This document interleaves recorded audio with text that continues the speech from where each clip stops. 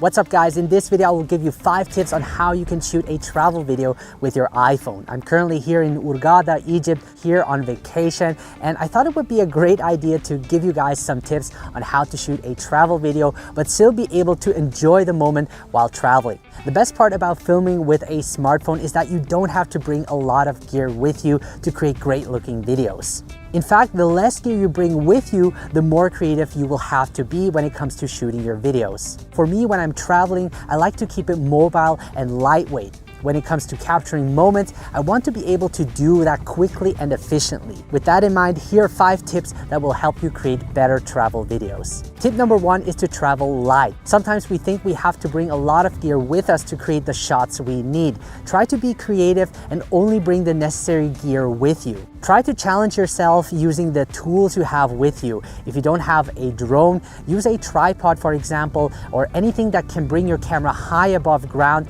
to create that fake drone shot. Also, when traveling light, you're able to capture moments much quicker and makes the trip more enjoyable. Here are the tools I bring with me whenever I travel. Now, obviously, the iPhone 13 Pro Max is always with me, but what I additionally bring is a smartphone gimbal, which is the DJI OM4. And what I like about it is that it has a magnetic clamp that allows me to go handheld in a matter of seconds. I also find it convenient to use the DJI OM4 as a power bank, since shooting videos can drain the battery quickly, and because you're on the go, it is hard to find a place to charge your phone.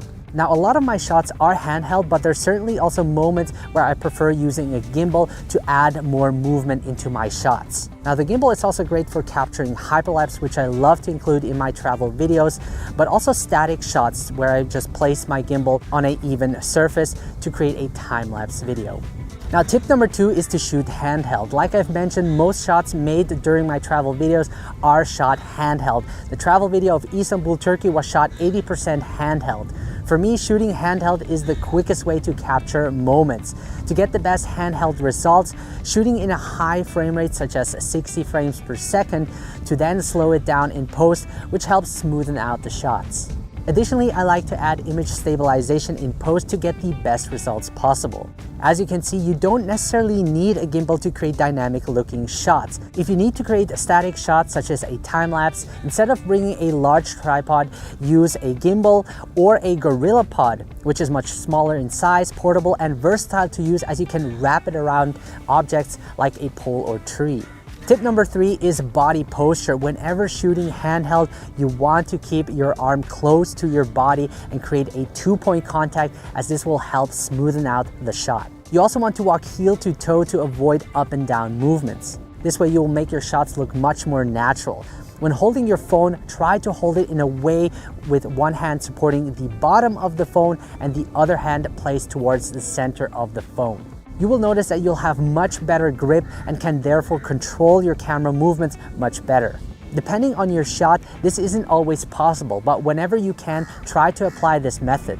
Also, while recording your videos, try to hold your breath, as this will also help make the shakes less apparent. Tip number 4 is to make sure you get a variety of shots. Try to shoot as many angles, focal lengths, and movements as you can think of to make your videos more interesting.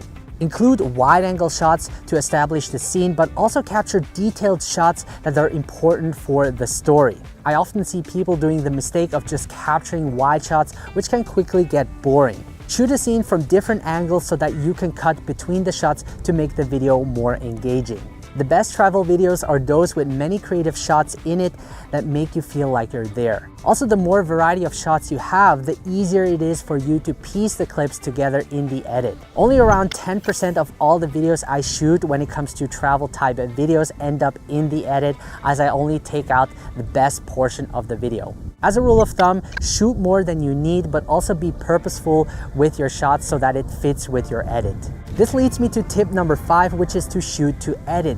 The tendency most beginner filmmakers have is to shoot everything they see without giving much thought. Before you start recording your video, think about why you're shooting it and how it fits the overall story that you will be telling when editing the video together. A good idea is to do some pre-planning to have a rough idea of how you want the video to look like. How do you want the people to feel when they see your video? And based on that vision you have in your mind, you can start shooting more purposefully. What I like to do is to search for the music beforehand to get a good idea of how the video should feel like. Also, when it comes to transitional shots, having the edit in mind is very important. Think about how you should film the next shot to match it with the previous shots. This way your videos will have a better flow and will make more sense in the edit. So a bonus tip I have for you guys is to try to include a subject in your video. This will make your videos more interesting and you can really focus on a subject that is doing something and build a story out of it. Now, there could be moments where you're traveling alone, so it's a good idea to maybe ask the local people if they would like to be part of the video. You will be surprised that a lot of people would love to be part of your video. I, for example, love to take portrait video where the subject is standing still, looking directly into the camera, where I then create a slow moving shot. But it doesn't only have to be people. What I like to do is also film birds, since they're also moving in a scene and creates also a lot of interest. Now, what's great about filming the local people is that